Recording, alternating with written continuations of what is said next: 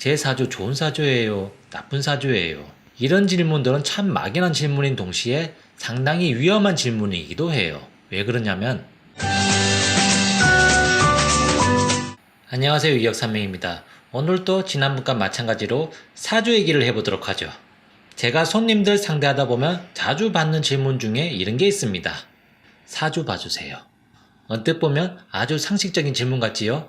이 질문에 뒤따르는 질문도 이런 식이 되기 쉬워요. 제 사주 좋은 사주예요? 나쁜 사주예요? 이것은 경력이 오래된 욕설인조차 쉽게 답하지 못하는 질문거리가 돼요. 주제가 있어야 돼요. 내가 무슨 일로 찾아왔다든가 어떤 내용이 궁금하다든가 하는 화두가 필요해요. 사람 각자마다 선호하는 인생 가치관이 매우 달라요. 현대사회는 자본주의 사회니까 돈이 전부는 아니지만 돈이 없으면 아무것도 안 되는 사회니까 이렇게 생각하시는 분들이 참 많겠죠.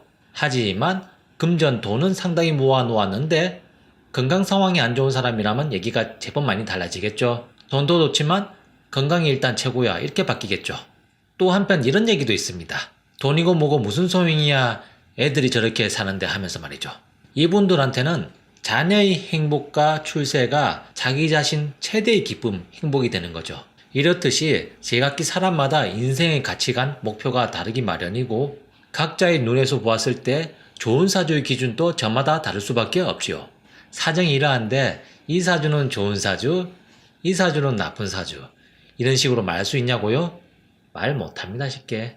이런 질문들은 참 막연한 질문인 동시에 상당히 위험한 질문이기도 해요. 왜 그러냐면 사주를 보았을 때 그나마 좋다고 나오면 다행인데 나쁘다고 나오면 감당할 수 있습니까? 사람의 인생은 나무 나이테처럼 잘라놓은 단면만 놓고 보면 좋거나 혹은 나쁘거나 둘 중에 하나로서 평가를 할 수 있을지 몰라도 여러 가지 면을 뒤섞어 놓고 보면 흰색과 검은색의 중간 회색일 때가 많아요.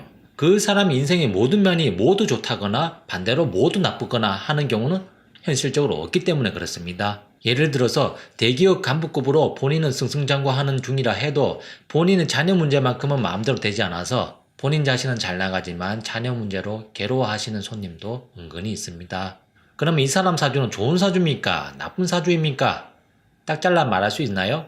사주로 펼쳐보는 그 사람 인생은 좋은 부분, 밝은 부분과 나쁜 부분, 어두운 부분이 뒤죽박죽 섞여 있어요. 그래서 사주 전체가 딱 잘라서 좋다 나쁘다 말하기는 참 어려운 겁니다. 대신에 전체 중에서 이 한 부분은 좋다, 이 한 부분은 나쁘다 이렇게 딱 잘라서 부분적으로 말할 수 있을 뿐이에요. 게다가 사람은 모든 것을 다 잘하지는 못합니다. 어떤 부분은 잘하지만 어떤 부분은 못할 수도 있고 이게 사람이죠. 특히 한 가지를 잘하면 그와 상반되는 성질의 업무는 잘 못하는 경우가 제법 많아요.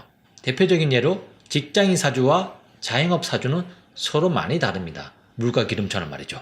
그래서 자영업 잘하시는 분들 중에는 직장 생활을 해보려고 하다가 스트레스를 너무 많이 받아서 결국엔 자영업 시작하시게 된 분도 계시고요.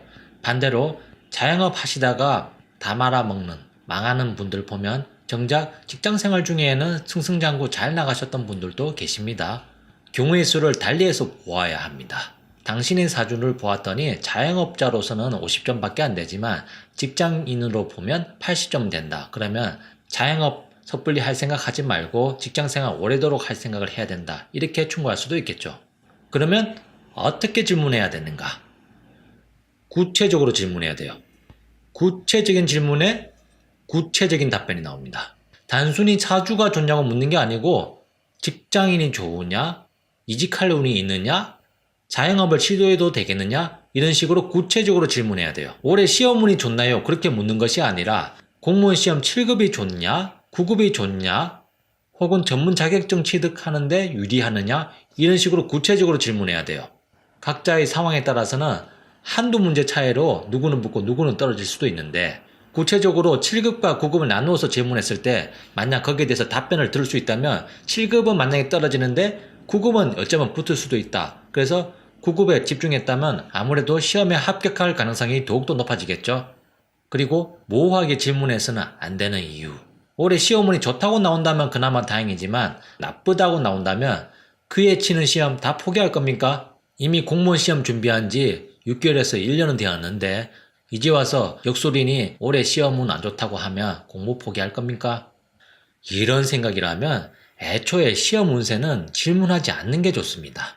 그러니 선택과 행동의 폭을 넓히기 위해서라도 질문은 구체적으로 해야 돼요. 막연하게 시험 운세를 묻는 게 아니라 공무원 시험이라면 7급과 9급을 나누어서 말한다든가 지방직이나 아니면 국가직이라든가 직렬 내용에 따라서 일반 행정을 칠 것인지 교정직을 볼 것인지 내용을 달리해서 질문할 수도 있는 거예요. 그래서 좀 더 결과가 유리하게 나온 쪽에 지원을 해본다든가 공부를 좀 더 집중해 본다든가 그렇게 했을 때 시험 결과가 더 좋게 나올 가능성은 아무래도 크지 않겠어요? 구체적인 질문에 구체적인 답변이 이것이 사주 상담의 가장 기본적인 요령입니다. 지금까지 이혁삼명이었고요. 시청해 주셔서 감사합니다.